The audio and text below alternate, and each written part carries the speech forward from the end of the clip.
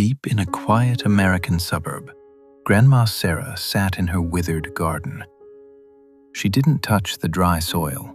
Instead, she carefully tilted her watering can over a beautiful oil painting of roses resting on an easel. As the water soaked the canvas, the real flowers beneath her feet continued to die in the sun. We often blame others for not changing, but in reality, we are watering a painting instead of looking at the actual tree. Emily pushed the front door open hard. She threw her keys on the counter and stared at her phone. Nothing. No message, no call, just another broken promise. Liam had forgotten their dinner again. She let out a long, shaky sigh, feeling the weight of 1,000 disappointments pressing down on her chest. Later that afternoon, she found herself sitting on the porch with Grandma Sarah. Emily's eyes were red. "I just don't understand," she whispered. "He has so much potential, Grandma. He's smart, he's kind when he wants to be. If only he would just focus. I know he can be the man I need him to be." For years, Emily had been pouring all her energy into fixing him. She looked for jobs for him, organized his schedule, and defended his mistakes to her friends. She wasn't just in love with Liam. She was in love with the version of Liam that only existed in her imagination. She was exhausted from chasing a shadow, tired of waiting for a change that never seemed to come. "I've given him everything," Emily continued, her voice cracking. "I believed in him when no one else did. Why isn't that enough to make him change?" Grandma Sarah didn't offer a cliché or a lecture. She simply reached out and patted Emily's hand. The older woman's face was peaceful, like a calm lake. "Potential is a beautiful thing to look at, Emily," she said softly. "But you cannot live inside a dream." She stood up slowly and gestured toward the garden. "Come, I want to show you something." Emily walked down the stone path into the backyard. The summer heat was intense. The grass was turning yellow, and the rose bushes, once vibrant, were now drooping, their petals dry and brittle. At the center of the garden stood Grandma Sarah, holding her green watering can. But she wasn't standing near the flower beds. She was standing in front of a wooden easel.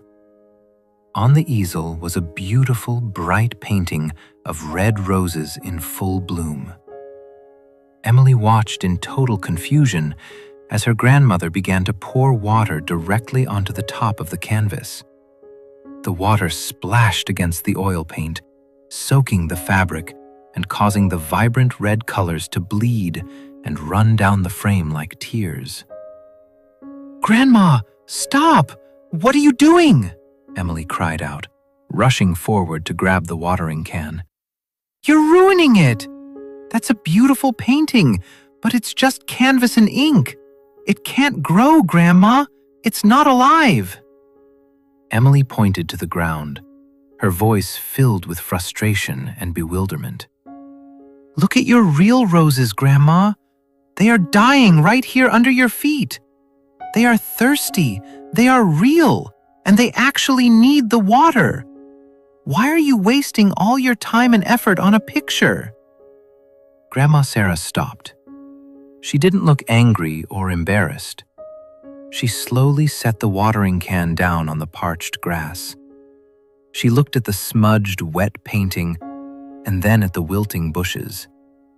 A heavy silence settled over the garden, broken only by the dry rustle of the wind. Emily stood there, her heart racing, waiting for an explanation for this madness. She couldn't understand why someone so wise would do something so completely illogical. After a long moment, Grandma Sarah turned to Emily. Her eyes were soft and filled with a strange kind of pity. "It looks foolish, doesn't it?" she asked quietly. "To give so much to something that can never give anything back?" Grandma Sarah stood quietly, looking at the water dripping from the ruined canvas. She turned to Emily with a gentle smile. "You called me foolish for watering a picture. And you are right.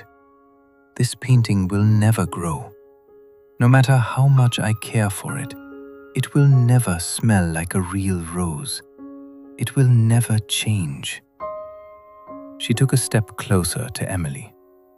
"But darling, isn't this exactly what you have been doing with Liam?" Emily opened her mouth to argue, but the words caught in her throat. "This painting," Grandma continued, gesturing to the wet easel, "is Liam's potential. It's the version of him you've carefully painted in your heart. In that version, he is everything you ever wanted. He is responsible. He is present. He is the man who never lets you down." Grandma Sarah looked down at the dry, brown rose bushes at their feet. "But while you spend all your days watering that beautiful dream, the real Liam, the real man who is struggling, who is failing, who is right here, is wilting. He is dying of thirst because you don't actually see him. You only see what you want him to be." Emily felt a lump in her throat. She looked at the ruined painting and then at her own trembling hands. "The truth is," Grandma said softly, "you don't love Liam. You love the painting of Liam you've created. But you cannot build a home inside a picture. You cannot find shade under a painted tree." Emily stood in the heat of the afternoon sun, the silence of the garden feeling heavier than ever before. She realized she had been so busy trying to save a version of Liam that didn't exist, that she had completely lost sight of the person standing in front of her. The realization was painful, like a sudden cold rain on a hot day. "Stop watering the painting, Emily," Grandma whispered. "Look at the garden as it truly is. Only then can you decide if you want to stay and help it grow, or find a new place to plant your heart." Emily slowly set the watering can down on the dry earth. She finally stopped looking at the easel and looked at the withered bushes, seeing them for exactly what they were. The heavy burden of expectation finally began to lift from her heart. From today's story, we learn a vital lesson. We often think that loving someone's potential is a sign of deep devotion. But when you only love who someone could be, you are failing to love who they actually are. You are pouring your life into a canvas, while the real person beside you remains thirsty and unseen. Stop watering the paintings in your life. Look at the garden you actually have. If it has died, have the courage to plant a new seed instead of trying to make a painting bloom. Stay calm, stay grounded in reality, and remember that you deserve a love that is alive. I wish you peace and clarity.